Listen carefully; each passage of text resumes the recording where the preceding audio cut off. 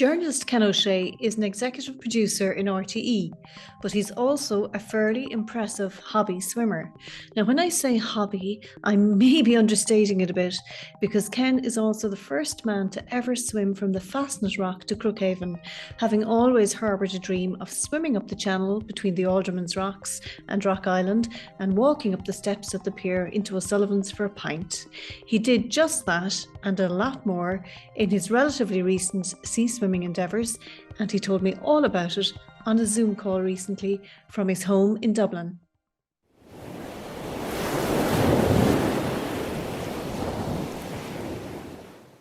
So, Ken, welcome to our From A to C podcast.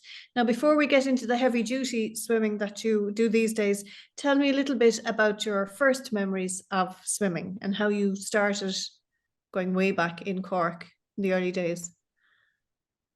Hi, thanks for having me. Earliest memories of swimming, basically when I was about 4, my dad bought a tiny little caravan and put it on the back of the car, and then he had to work out where we were going to go, and his friend told him about this amazing place called Cove, where there were sand dunes and you could just basically pull in off the road and put your caravan wherever you like, as long as it kept the place tidy. And he liked the sound of that. So we basically all piled into the car and ended up in Cove, and we loved it. And we ended up spending all our childhood summers there in a small little caravan, no running water, no electricity, no anything. My mom looking after all of us. And of course, you're right next to the Strool, as they call it in Cove, which is this amazing tidal stream, which is great for swimming. Cove Beach itself, which is, I don't think there's a better beach in Ireland, but I'm biased. And luckily, the hotel there had a tiny little swimming pool, a heated swimming pool, which came in handy during those long, wet summers of the 70s and 80s.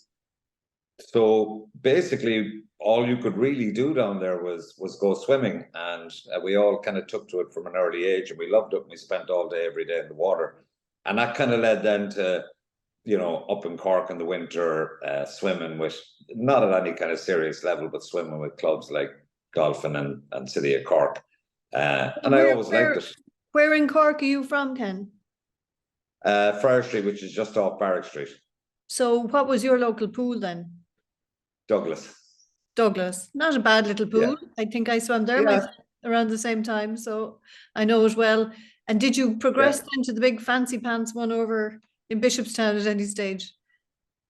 No, we kind of stayed in Douglas. I suppose, like an awful lot of people at that age, like you get mad into swimming, and you're 11 and 12 and you're competitive and you're doing galas, and then you kind of hit 13, 14 and you're looking around, you're wondering why all these 11 and 12-year-olds are passing you out, and they're the ones who are really dedicated, and they're, you know, hitting the early mornings and all of that. So, you know, an awful lot of people drop out of swimming as when they hit their teens, you know, from a competitive point of view, and you have to be really dedicated to stick with it. So that was it. I mean, I was always, you know, a competent swimmer and loved the water, and always enjoyed it. But, you know, coming back into it later in life, I suppose for me, it was the classic, you know, you've hit 40, early 40s, you know, maybe you're kind of falling out of love with the gym, not doing a lot of exercise. Football isn't really an option at that point anymore.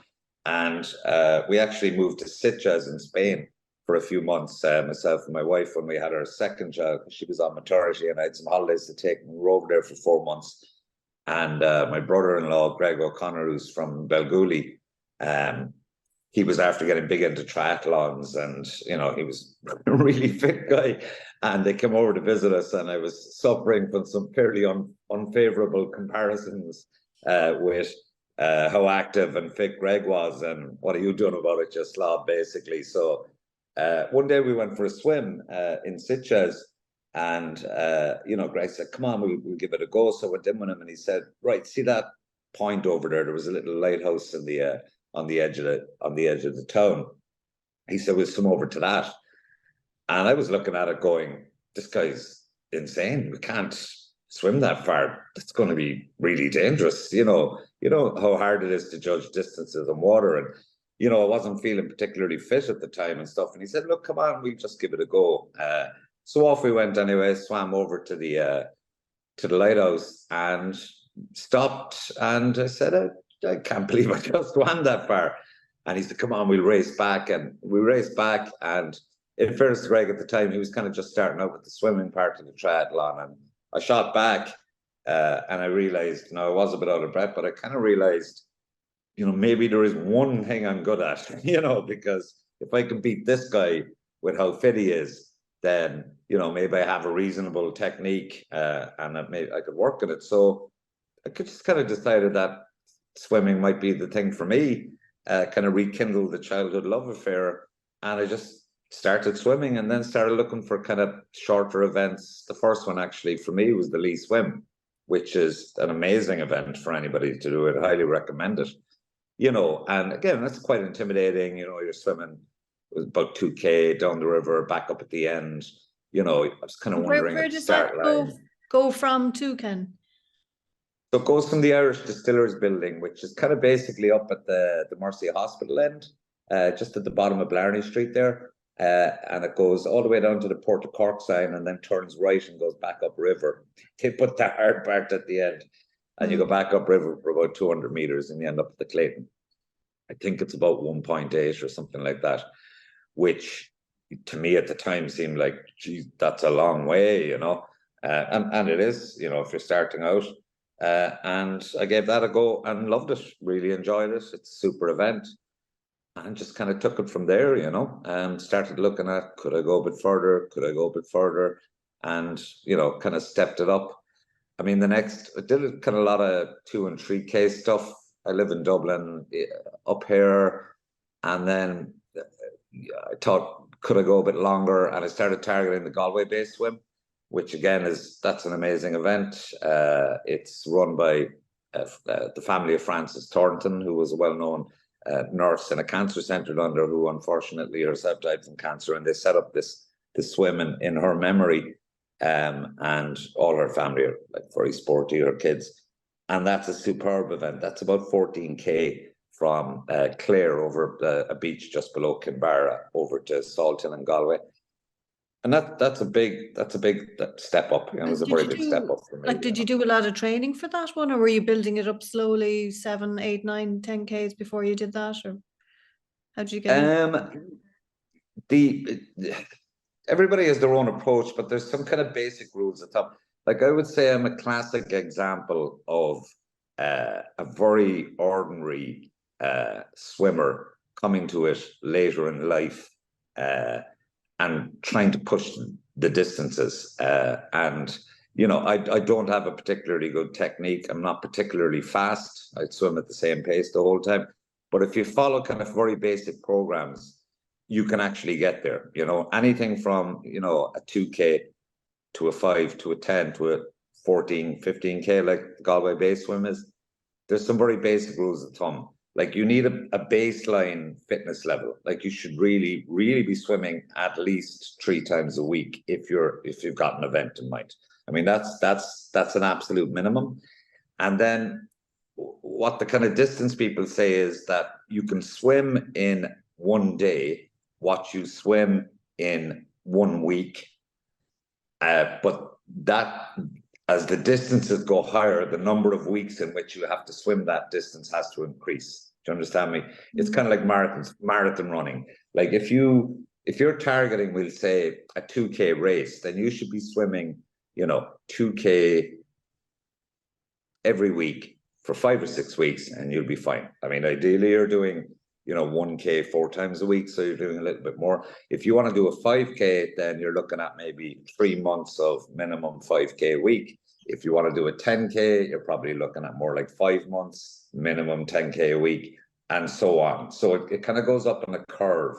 So if you're looking at something like the Galway Bay Swim, which is part of the Irish Triple Crown of Swims, so that's what are they again? It's the Galway Bay Swim, the Fastnet to Baltimore, and the North Channel.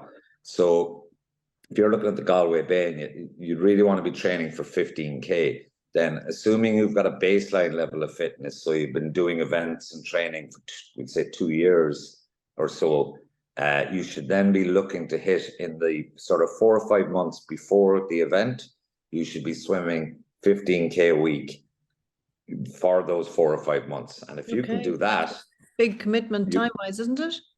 It is a big commitment, and not everybody has access, we'll say, to a pool. If you're training over winter, it's difficult.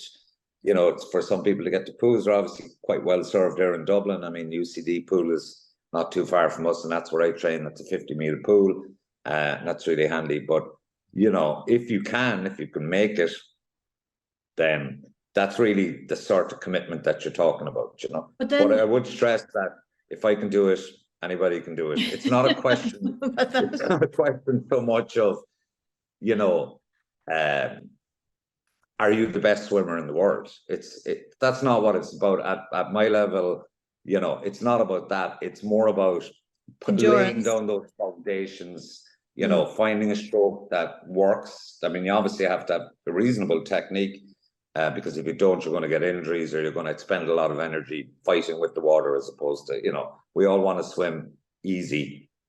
So if you've got a reasonable technique, and I took some lessons, even though I had a decent swim, but I got some one-to-one lessons when I was kind of got into this, just to fix some very basic things that I was doing wrong. I'd recommend that for anybody. But, you know, if I can do it, anybody can do it. But the other question I'd often have, because, you know, my max now would be 3K really, and I'm not sure I'd have any interest in doing anything bigger than that. And that's at the point where boredom starts to kick in. So what do you do when you're in the water and you're 4 hours into it and everything, you know, you don't really have time to look and see the scenery, in fairness, if you're doing a time-related swim.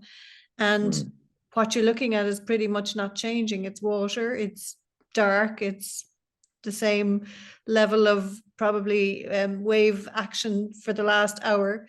So, like, how do you keep focused, or do you go into a kind of a mindfulness, you know, frame of mind whereby you're in a kind of a meditation zone? Yeah, like, I suppose there's two different things. There's the training, and then there's when you're on a big swim. So from the training point of view, that can be quite tedious, and particularly, you know, for something like Galway Bay or later swims that I did, which we might discuss in a while, which were a bit longer and were kind of, you know, a bit more scary. You know, I was doing, you could be in the pool or the sea for, you know, 10 hours a week, 12 hours a week. You know, you're trying to lay down those 5K, 6K, 7K blocks of, like, I mean, that's one other thing I should have mentioned with the, how do I do a 14 or 15K? You definitely, in the few weeks before your event, you would definitely want to be doing at least half of whatever distance it is you're looking to do. So if you're looking to do a 10K swim in 3 weeks' time, you really want to do a 5K swim in similar conditions. And that will give you great confidence, and will show you that, well, I did that as a training swim. You're going to push harder on the day so you can do the 10. So that's good advice that I got. Whatever distance you're going for, always do a half that distance in, say, 3 weeks before the event. In terms of like those training blocks and all those kind of long, dark, lonely hours that you spend in the water, whether it's the sea or the pool. And for me in the winter, it's the pool. You know, my wife actually bought me these kind of waterproof iPods, earphones, and I was using them. You know, took them into the pool and used them. And you know what? After a couple of laps, I took it out. I realized when you're swimming, it's the only place in the world when you can't be reached, you can't be bothered.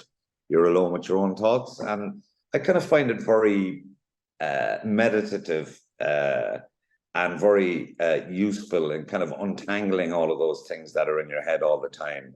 You know, whether it's like the mundane, you know, domestic duties or stuff that's going on in work or anything at all. And I'm never really bored, you know, when I'm swimming.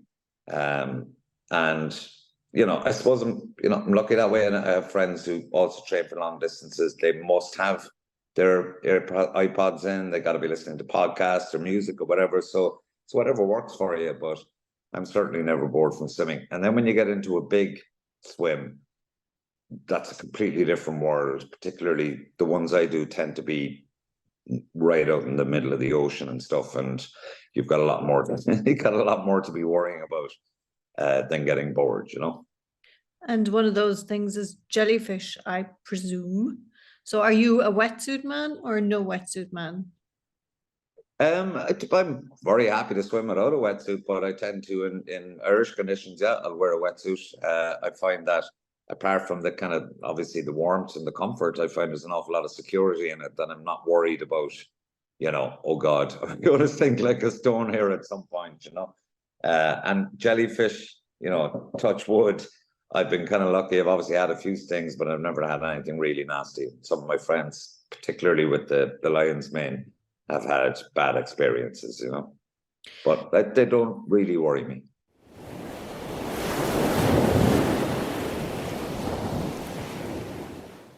So tell me now about the one big one I want to talk to you about, and you're sitting there in front of a lovely photograph of the Fastnet Rock, and I believe you were the first man to ever swim from the Fastnet into O'Sullivan's Bar in Crookhaven.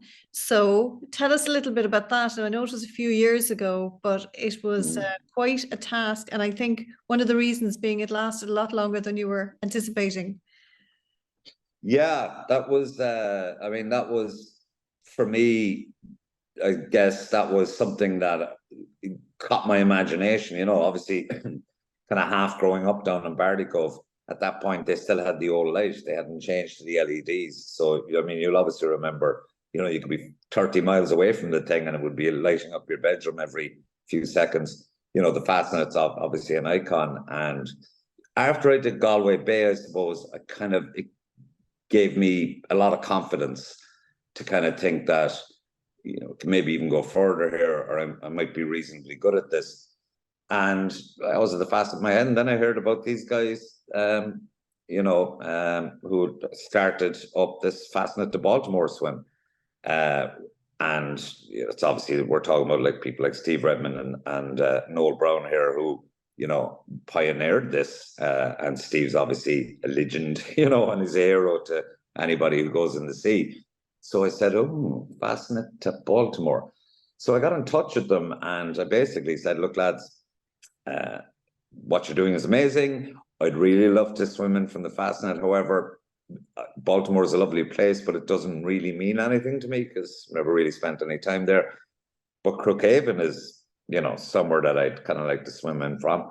And I measured it on Google Maps, and as the crow flies, it's about from Crookhaven or from Fastnet to the edge of Crookhaven Harbour, the Alderman rocks there, and then, you know, you turn left and go up to Sullivan's. You know, on paper it was about, I think it was about 13k. And I thought, well, I swam that before. Now I know you don't swim in a straight line, but I thought it's feasible. And I contacted them and I said, how about Fastnet to Crookhaven? Would you do that? And they were a bit bamboozled because nobody had ever done it before. And I'm stressing now at this point that it's not because of difficulty or any of those guys would, you know, they'd do it, no problem. It's just nobody had thought of it. You know, people had gone Fastnet to Skull, I think, but just not Crookhaven. So they said, we'll have a look, see how the tides look, try and work it out. They went off and did a few months' work talking to local fishermen, plotting tides, etc. And they came back and they said, it's feasible if it's done on the right tide, and we're willing to give it a go if you want. So I said, great. So I started training for that. So August, I think it's 5 years ago now, basically went down and went out with the lads, jumped off the boat at Fastnet in really weird conditions. It was like just typical West Cork, fog to the floor, which from a kind of a sea conditions point of view was good because fog means no wind and, you know, the sea was quite calm. But like going out in the boat, we couldn't see the Fastnet until we were like 50 meters away from it. So he obviously, the skipper had it on radar and he said, right, we're coming up, start getting ready, Ken. And I'm like, coming up on what? I can't see anything. He said, the Fastnet. He said, it's just over there. We said, we take your word for it, we cannot see the thing, you know? And he said, well, we're nearly crashing into it. I can't really get any closer. We said, we're not seeing the thing. And literally out of the fog, towering over us, we were right at the rock underneath it, was the Fastnet. So, yeah, basically jumped off the boat. I don't mind saying that I had an existential moment at that point because, you know, anybody who knows the Fastnet knows how impressive it is. And they also know, like, it's in very deep water. That's about 350 meters deep, you know. It just comes up as a spike. And pretty treacherous history to it too. Yes, it's an incredible place. And that feeling, you know, like I got really close to it. So I was kind of swimming over a bit of reef. And then I'm looking down, and this is the first few strokes, and I look down and it just plunges into the abyss. And you can feel the depth, you can feel the movement of the water. Like, you know, it was, to be honest, it was about touch and go for the first 20 seconds, where I was kind of thinking, what am I after taking on here? I was terrified. And I decided, it's something I never do. I decided, right, what I'm going to do here is I'm going to close my eyes and I'll open them when I breathe so I can see the boat. You know, because obviously you're following the boat in these swims, you have no clue where you are. And I just did that for a while until I kind of calmed down a small bit, and then it was fine. And your heart was probably thumping then. So with that reaction, and you were using a lot more oxygen. So oh yes, I needed to. Of course, there was an awful lot of wildlife around as well, because it's a big seal colony. There was a lot of dolphins around. I was expecting something to, you know, come up and give me a little nip. So yeah, I kind of had to calm myself down. But the lads, you know, Noel was my kind of wingman on the day, and you know, bottle chucker and stuff. And the lads, they're so experienced and they're so good that they've seen all this before. You know, they kind of got me through it. But like in terms of a swim, then, like as I said, it was supposed to be, you know, I was budgeting for about 16, 17K.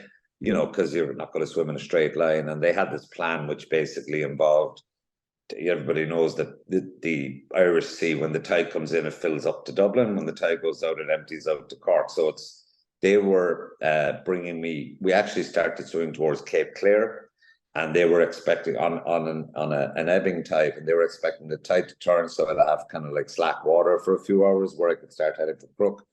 And then as the tide was going out, that it would sweep me in to Crookhaven. They said, you shoot in, Ken, no bother.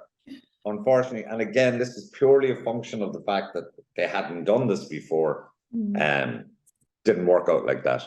So what should have been a sort of maybe a 16, 17K swim turned in, and maybe 6 hours in the water, turned into 22.5 kilometers, 8.5 hours in the water.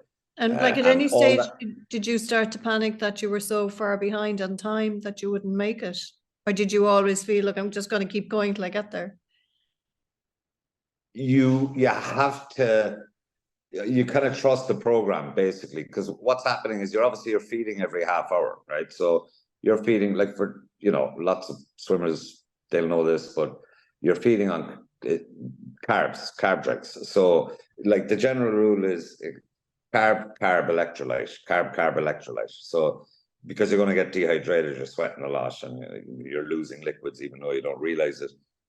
So every half hour you're having a carb drink, then another carb drink, carb with electrolytes, carb drink. So it all breaks down into half-hour chunks, and all you're really thinking about after a few hours is, where's my next feed? I'm starting to get really hungry. So you also, I suppose that was quite a peculiar one, because we were in fog the whole time, the passage of time became irrelevant. There was no reference point. There wasn't like, oh, well, I've looked behind me, I can see the Fastnet is not very far away, I must be making progress. Or you look ahead, I'm starting to see land. You couldn't see a thing. In fact, sometimes I lost the boat because it was moving away from me, and the visibility was so low, but they knew that, they always came back. So I honestly had no real idea. And then my watch died. I shouldn't have worn a watch. You should never wear a watch on a long swim like that, because it starts messing with your head. You know, so I didn't really know what was going on until like quite a weird episode towards the end, because I kind of knew that, you know, I should be seeing land by now, or should be getting towards the end, but I couldn't see anything. And I started getting a little bit cranky with the guys on the boat, and I'm saying to them, lads, how much further? Like, shouldn't I be there by now, or nearly there? And they kept telling me, we're there, we're nearly there. It's just 2 more K. Of course, I realized now that they were doing that just to kind of encourage me through a bit of a low patch. But, you know, they kept telling me it's 2K. I started to kind of doubt them. I'm thinking, are these guys going around in circles? Is this the wind up? You know, like all sorts of stuff goes through your head. And they, you know, we stopped on about seven hours 15 or something, and I said, look, lads, I'm starting to empty out here. I'm getting towards my limit. Are we nearly there? Yes, we are, Ken. It's just over there. We are practically in Crookhaven Harbour. And I said, I don't believe you. And they said, just over there is Alderman Rock. Just over there is Rock Island. We promise. But I'm in the fog. And the next thing, as we're having this argument, there was a little gust of wind, just a wisp, and the fog just lifted itself up like someone lifting their skirts. And I look over and see Rock Island Lighthouse. And I couldn't believe it's the first landmark or land I've seen all day. And I said, that's, we actually are here, I think, let's carry on. And, of course, they were like, we told you so. But unfortunately, because the timings had gone wrong, instead of like shooting into Crook Harbour on a filling tide, we'd missed it. The tide is now coming out. That's obviously, our harbour, the water can only go one way. So instead of like a nice leisurely swim up the harbour, which I do all the time and will do in 20 minutes, no problem, I'm swimming up against the outgoing tide. So it was that for about an hour and a quarter. And I actually basically had to go right over by the rocks on the Crookhaven side. And I was practically pulling myself up by the seaweed, But, got there in the end, walked up the steps in Crookhaven, and Dermot Sullivan is standing there at the top of the steps, and he goes, "What did you do that for, you idiot?" That's me pointing at it. It was cool. I enjoyed it. Did it take you a while to recover physically then from that for the next few days? Or not at all. Wow. Not at all. Really weird. Not at all. I guess, I had trained properly for it. It was longer than I expected. I guess that's the great thing about swimming is it's all shapes and sizes and ages. And it's a no impact sport. As long as your stroke is reasonable and you're not going to injure your shoulders or whatever, it's not like, coming off a 10K or a 20K or a marathon where you can't walk for 3 weeks and stuff, it's not really like that. Also, I'd say my stroke is kind of basic, but decent. So I always go at the same speed, and I'm not kind of, hurting myself or giving myself niggling injuries with, bad technique, because that's the thing that'll get you, So actually, no, I felt fine after that, Gave me a taste for more. I mean, I did another one last summer, which was completely different to the Fastnet. So I can tell you about that one if you like. You fire ahead. Was that in Ireland? It was, yeah. So after the Fastnet thing, and then kind of going, well, I like lighthouses. I wonder what else I could do, because I'm not into those organized events. They're great people and all of that, but the Galway Bay Swim, I mean, I enjoyed it, but these kind of mass start, you got to raise X amount of money for charity or whatever. I've done a few of those and don't want to be asked for money. I prefer to do my own thing. So I was down with Cleena down at Jersey, and I was kind of looking out at Bull Rock and kind of thinking, I wonder is anybody. So I started asking around, and nobody had swam in from there. So I said, okay. So when I started talking to kind of local skippers and stuff like that, the RNLI, I do, swims for them. I raise money for them, and I do the swims. And they were all like, no, I'm not taking you out there. They have this thing, because it's a kind of a place where the Atlantic meets the Irish Sea. They have this thing out there called turbidity. And that's where two big sort of tidal phenomena meet each other, and they start folding in and under. It's a notorious spot. You don't really get that in the Fastnet. The tidal sweep past going in and sweep past going out. But there you've got two tides meeting. It's known as a nasty place. So quite a couple of skippers said, I'm not doing that. It's just not feasible. It's not that it's not safe, because, you're not going to, so you're unlikely to sort of sink or whatever. It's just they don't, even taking sort of tourists out there on boats and stuff is very tricky. So I then eventually found Paul O'Rourke, who's a great guy, Bantry Bay Tours. He's from Drimoleague. And I think when I approached him first, he was kind of like, who's this nitwit? then I mentioned that, oh, well, I'm actually married to Cleena from Main Street. She goes, oh, I know her. Well, she's very nice, so maybe he's okay. What do you want? And I explained it to him. He's out there all the time, you know. I suppose Paul is a diver as well, and you know, he kind of understand the concept. You talk like the Fastnet guys who take you out are great because they're swimmers and they deal with swimmers and they understand the thing. The vast majority of skippers, their entire business model is based around keeping the paying customer in the boat, not in the water. And they don't understand why somebody would want to jump off a boat at the Bull Rock. It's just stupid, you know. So Paul kind of got it because he dived out there and he said, okay, leave it with me. He dealt with what was it, Dan Patz, I think his name is, a local fisherman who's kind of lobster guy. And they kicked it around for a few months and they worked out if you got a particular day in the calendar where a particular type of tidal scenario was happening, that they could get you from Bull Rock to the side of Jersey. And then once that happened, you're okay. So the problem is crossing that sound there, you know? And he said, okay, we'll give it a go. And then, of course, COVID interrupted and a few other things happened. But last summer, we actually got to try it. And again, it was another one where they were saying, Ken, we have no idea if this is going to work, but we'll give it a go. Jumped in at Bull Rock in very pushy conditions. It wouldn't normally attempt it in that, but because we only had, I think there was 2 windows last summer of a day each where it could be attempted. We said, look, you know, we can go today. I'm kind of lucky I don't get the motion sickness, seasickness thing that some people get. So I'll swim in lumpier water than a lot of people will.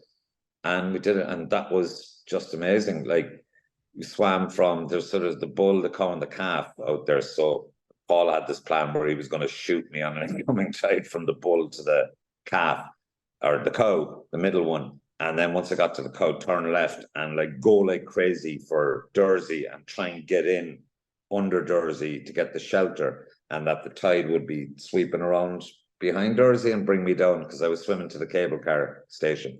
And actually it all worked, unlike the Fastnet thing, where I suppose I'd say with the Fastnet thing, not the lad's fault, just the conditions that I kind of made it work just by sticking at it and dogging it out.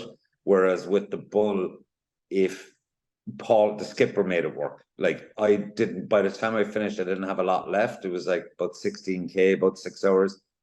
But he got everything bang on. So I kind of shot down the side of Jersey at the end and stuff. And if he hadn't got his calculations right, I wouldn't have been able to, because the tides are brutal there. Brutal. So that was fun. It is notorious, yeah. So Ken, how long was that swim from the Bull Rock? So the Bull Rock swim ended up being about 6 hours, and it was about 15 or 16K. And again, like Paul O'Rourke from Bantry Bay Tours was just unbelievable as a skipper. He hadn't done it before, you know, he hadn't dealt with a swimmer like that. Now he's used to having divers in the water and stuff. And he was amazing. And in fact, was it Dan Patz, I think is the local fisherman, got so invested in the stupidity of what was going on that he actually went out in his lobster boat on the day and was in phone contact with Paul and watching tides for us, and actually rang Paul. We were hanging around the Bull Rock. My Cleena was there, my wife, she was my bottle chucker on the day. You know, you got a bottle full of carb drink on at the end of a crab line and she's throwing it at your head so you can feed, because if you touch the boat with your little finger, it'd swim overtime. And we're hanging around the Bull Rock, and Ireland's 3rd largest gannet breeding colony, and they were all dive bombing us. Actually, when I dived in the water to start, the gannets went bonkers because they were nesting and they were raising chicks at the time, and they didn't like me there. So they started dive bombing me with the only things they had available to them were the contents of their bowls and the seaweed that they were using to build their nests. And they were all like, you know, shooting into the water next to me. It was completely insane. But the man, Dan Patz, the fisherman, was out there and rang Paul and said, get him in now, get him. He could see the tide was changing. You know, so without those 2 guys, I wouldn't have been able to do it. But, you know, it was, I suppose, completely different experience than Fastnet because I could see everything. And like I was starting from the bull to the cow. I could see the cow, it was looming up at me, then turn left, and I was swimming down the side of the Jersey for the whole thing. So I was aware, the Fastnet. I honestly can't remember pretty much anything about the Fastnet swim while I was doing it. I can't, even afterwards, I couldn't remember, except at one point I swam through a trawler had gone past us and cleared out its bilges. And I swam through that water, which was unpleasant. I was like, what? It kind of woke me up. What the hell is that? So yeah, that was just an incredible experience. So what's next? There's always something literally on the horizon, I think, for a swimmer of your caliber who's clocking up the kilometers. So what's next? Yeah, I mean, before I get to that, a swimmer of my caliber, I've seen some of the people you've had on this podcast. I love it. It's amazing. And I feel like a bit of a fraud. I got to be honest with you. Because I mean, I don't, I'm not that, like, I train with guys, I have friends, like a friend of mine, Dave Burry, as well. He's just done the Bristol Channel last week. He's done the English Channel, the Catalina Strait. He got within 2 kilometers of finishing the North Channel. No, actually, he did the Bristol Channel 3 weeks ago, and last week he swam from Europe to Africa, in the Straits of Gibraltar. So you should have him on. He's great. So I kind of feel like a bit of a fraud. I'm just a chugger. I'm a diesel engine. You put me in the water and I keep swimming, but nothing special. But what's next? I do have something in mind, all right, but you probably know that from previous experience that swimmers don't like to jinx it, and also I kind of have a bit of a thing about, well, that hasn't been done, that might be worth to go. Okay. And this one hasn't been done, and I don't want to be, you like new challenges, obviously, like the Fastnet to Crookhaven. You like to find something nobody's done before. Yes, and all I can say is that my days of jumping off boats at lighthouses are over, and this one is completely different, and it's more of an adventure rather than a one-off, one-day swim. So I'm looking at something, all right, but it is in West Cork still, so well, it starts there anyway, so we'll see what happens. Oh, very, very interesting. I think you gave us a few clues there. And Ken, would you not, as someone might say, cop yourself on and, go to warmer climes to do your swims where you don't have to worry about hypothermia as well as everything else? Yeah, I actually did. When I was kind of starting out, I actually did a swim holiday. So I did that with Strel.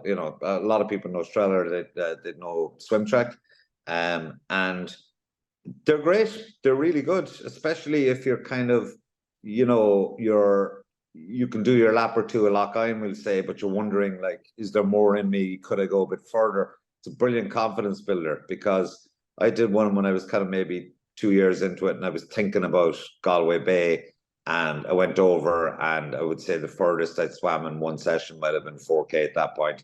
And by the end of the week, they had us swimming across, from one island to the other in Croatia, 7K, which I looked at it and said, well, that's not going to happen. They said, well, there's plenty of safety boats who pull you out, but you can make it. We've watched you all week. Just get your head down. It's really, this thing is all about, like, building up slowly and confidence, building your confidence in the water, And like, I know you swim in Lough, that's gotta be one of the best places in the world for this, and especially for training. You see, you're totally spoiled in Lough, though, Ken, because it's never, like a gentle wave is about as rough as it ever gets down there. Yeah. So it's not I don't think it's a great training ground, although it serves Steve Redmond very well, I know. But it is very much, it spoils you. I mean, we're going up to Killary now soon, and that can be a horse of a different color altogether. So yeah, that's an amazing swim. I mean, like, the 2 places I swim in the most are Killiney. That's where we train in Dublin. Like, I'm in a group, and they're all better swimmers than me, thank God. And we do this really fun swim, actually, where we get in the Killiney beach and we swim past Neil Jordan's house in Sorrento Terrace, through the Dalkey Sound and up to the 40-foot. And you can only do that on a filling tide, because it's the Dalkey Sound is notorious, only swimming through that. But you just shoot up, and there's like thousands of seals, and there's basically loads of people sitting on Dalkey Harbour eating ice creams, watching you swimming past them and stuff. And then my other favorite place to swim is Bardycove. Just again, I still go down there as much as I can. But after I mean, definitely Lough to me is paradise, because you've got, especially for training, like if you're trying to build up those Ks, like, you've got the calm of a lake or a swimming pool, but you're in the sea. And God, I love it. You know, I love it. I really love swimming in Lough Kyne, you know. Well, don't tell too many people about it because we don't want them Not a all. word, not a word. But one other, just on a closing note, I know you do, there's a nice little swim down that I did once, the Devil's Rock swim from Yeah. Stony Beach, I think.